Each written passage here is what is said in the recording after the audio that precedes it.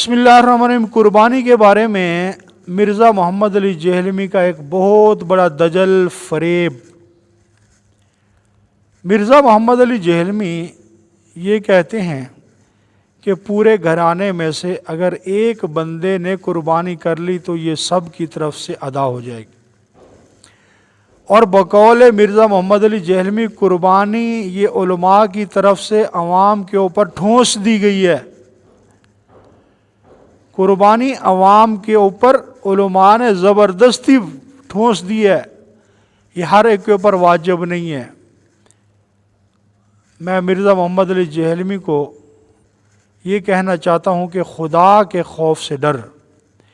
क्या कुर्बानी उलमा ने वाजिब की है या कुरान ने वाजिब की है? अल्लाह ने वाजिब की है, फसल्लि लिरब्बिका वन्हर। तो खुदा के लिए अवाम को ऐसा चूना ना लगाओ। वो कुर्बानी कर रहे हैं, तुम्हें क्या तकलीफ़ है, करने दो कुर्बानी। तो कुर्बानी हर साहिब हैसियत पर वाजिब है।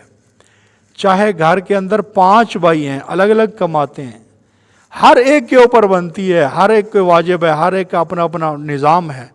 हर एक जो वो साहिब हैसियत है तो 5 भाइयों पर कुर्बानी होगी। एक कर ले वो सब की तरफ से काफ़ी नहीं है, हर एक के ऊपर अपनी कुर्बानी वाजिब है।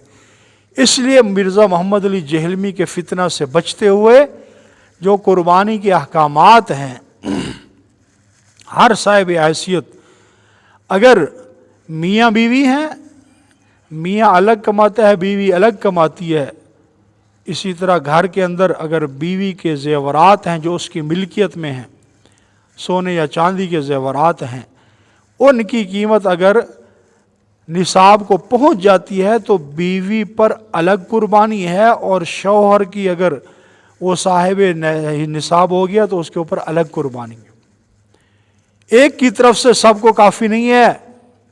खूब समझ लो, बेटा कमाता है, बाप कमाता है, अलग अलग सिस्टम है सबका, हर एक के ऊपर कुर्बानी अलग वाजिब है, एक की तरफ से काफ़ी नहीं है। इसलिए जितने लोग तुम्हें धोखा दे रहे हैं, कुर्बानी एक के ऊपर वाजिब है, पहले बाप की कर लो, ये कर लो, वो कर लो, ये सब धोखा है, फराड है, दजल है, और ये सुन्नत इब्राहीमी को मसख करने की कोशिश की जा रही है।